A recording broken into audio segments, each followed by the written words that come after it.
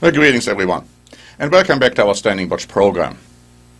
Is it possible to communicate with the ghosts or the spirits of departed ones? Is it true that the White House is being haunted by ghosts, and that the ghost or the spirit of Abraham Lincoln has frequently visited the White House? And what about the concept of necromancy? Have you heard about that? What does it mean? Well, reports that the White House has been visited by ghosts are not new, but the more recent report has been published regarding Nancy Pelosi.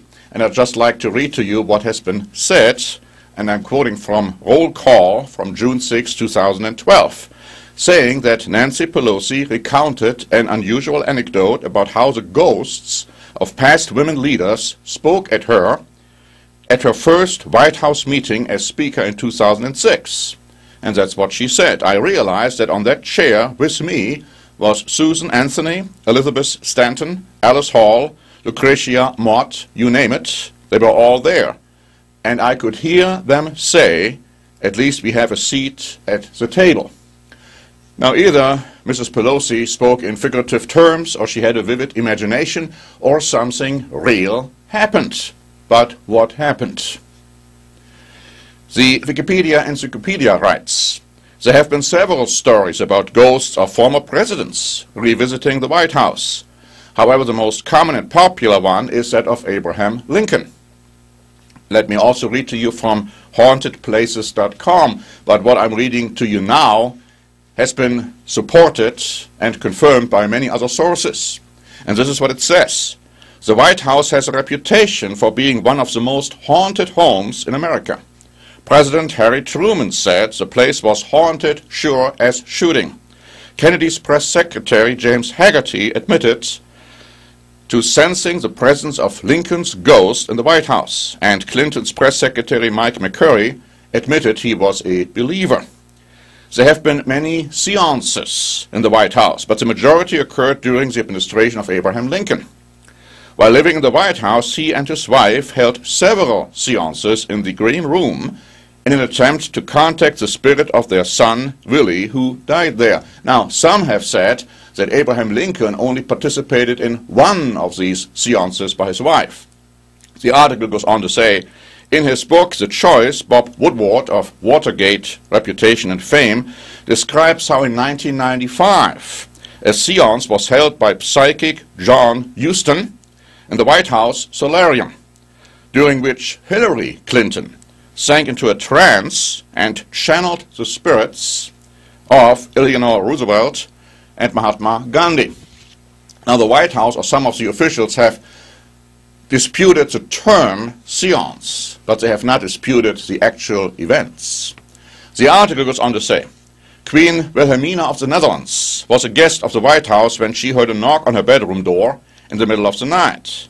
When she answered it, Lincoln stood before her with his famous top hat and all. The Queen fainted, and when she came to, he was gone. Britain's Winston Churchill refused to sleep there after sighting President Abraham Lincoln's ghost lurking about in the Lincoln bedroom. He couldn't believe his eyes when he saw Abraham Lincoln standing by the fireplace in the room, leaning on the mantel.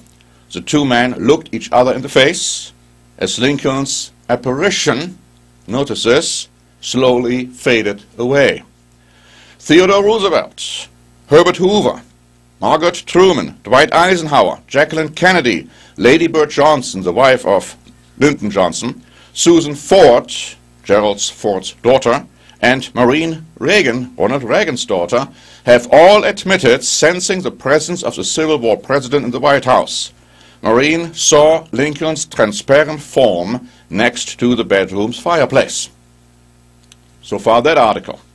On July 9, 2009, Weekly World News reported, a government insider has revealed that Lincoln's apparition has been seen in the Oval Office on several occasions, quietly conferring with President Obama on vital world issues. The Daily Mail had this to say on November 5, 2009. The daughter of former President George Bush, Jenna Bush, told Chat show host Jay Leno she had been terrified by spooky events near the fireplace in her bedroom in the White House.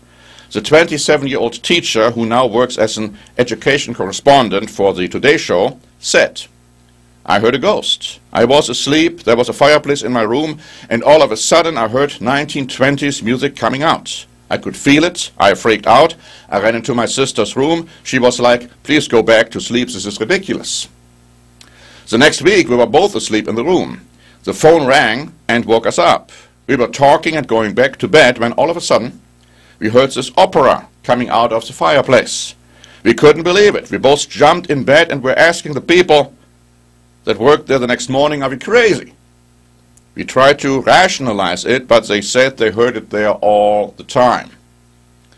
The former first daughter confessed she had never seen Abraham Lincoln's ghost, which is said to regularly haunt the White House, but she wished she had to. Close quote. The question again, my friends, are ghosts for real? What are they? Is there something like haunted houses? Is the White House haunted? And what are those apparitions? Where do they come from? Are they just the product of imagination, or is there more to it? And what about necromancy? Well, the Wikipedia Encyclopedia has this to say. Early necromancy was related to and most likely evolved from shamanism, which calls upon spirits, such as ghosts, of ancestors. Necromancy was prevalent throughout Western antiquity, with records of its practice in Babylon, Egypt, Greece, and Rome. There are also several references to necromancers in the Bible. The book of Deuteronomy explicitly warns the Israelites against engaging in the Canaanite practice of divination from the dead. Some Christian writers later rejected the idea that humans could bring back the spirits of the dead and interpreted such shades as disguised demons instead, thus conflating necromancy with demon summoning. Caesarius of Arles entreats his audience to put no stock in any demons or gods other than the Christian God, even if the working of spells appears to profit something. He states that demons only act with divine permission and are permitted by God to test Christian people. As we will see, the idea that we can communicate with the dead, that we can summon the spirits, the ghosts of the dead, is nothing else but an attempt to get in contact with demons. It's very dangerous, because you see, there are no ghosts of departed ones. When a person dies, a person is dead and sleeps the sleep of death without consciousness. But there are demons, of course, who are there and who can fool and deceive the people. We have published a booklet some time ago about the question of, do you have an immortal soul? And in that booklet we have a lot to say about communication with the dead. I'd like to just quote a little bit from this booklet. This is what we said. The attempts to communicate with the dead seem to be as old as mankind. Ancient Israel was specifically warned not to try to engage in such practices. We read in Leviticus 19:31, "Regard not them that have familiar spirits, neither seek after wizards to be defiled by them."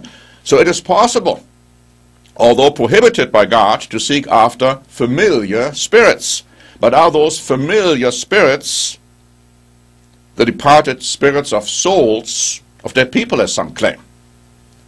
Leviticus 20 verse 6 and 27 tell us, and I quote, "And the person who turns to mediums and familiar spirits to prostitute himself with them, I will set my face against that person. A man or a woman who is a medium or who has familiar spirits shall surely be put to death." Acts 16 gives us a clue who or what those familiar spirits are. Now it happened, as we went to prayer, that a certain slave girl possessed with a spirit of divination met us, who brought her masters much profit by fortune-telling.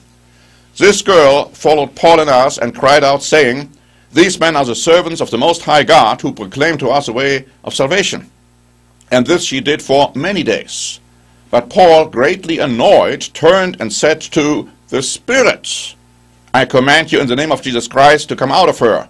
And he came out that very hour. The spirit of divination was a familiar spirit, another description for a demon. It was not a departed soul, it was not a ghost, it was a demon. And when we try to get in contact with the spirits and the ghosts of departed ones, we are in actuality trying to contact demons. You see, we read in 1 Samuel 28 that Saul consulted a woman who was a medium, as we write in our booklet. The authorized version describes her as a woman with a familiar spirit. In the Hebrew it says, literally, she was the possessor of a spirit. In other words, a demon. Saul consulted a witch possessed with a demon, and that demon pretended to be Samuel. But the interesting thing is, my friends, Saul didn't see anything. It was a witch who told him what she saw. And then this demon pretended to be the prophet Samuel, who had died, but God had said he would not answer Saul anymore. Not directly or through prophets. See, and Samuel was a prophet. Samuel, the spirit of Samuel, if that would even be possible, would never have told Saul anything through a witch. And God would most certainly have not told Saul anything through a witch either. The whole thing was demonic. And later we read that Saul was punished for having gone to this witch and having tried to find out the future through this medium. And when we do this today, when we try to do this today, trying to communicate with the dead, my friends, we are trying to get in contact with demons, whether we know it or not, and all these seances, whether real or not, are demonic if in fact they produce something. We should understand that it is very foolish, it is very dangerous to try to get in touch with demons thinking they are ghosts or spirits of departed ones. Paul says, don't have anything to do with demons. I don't want you to come in contact with demons. Many have tried. Many have bitterly regretted having tried to do that. Let us make sure we understand, if the White House is haunted, if these reports are true, we are not talking about spirits and ghosts of departed ones. We are talking about demonic influence. We should understand what this means and what a relevance this has for our lives today. Thank you very much for listening. This is Norbert Link for the Standing Watch program.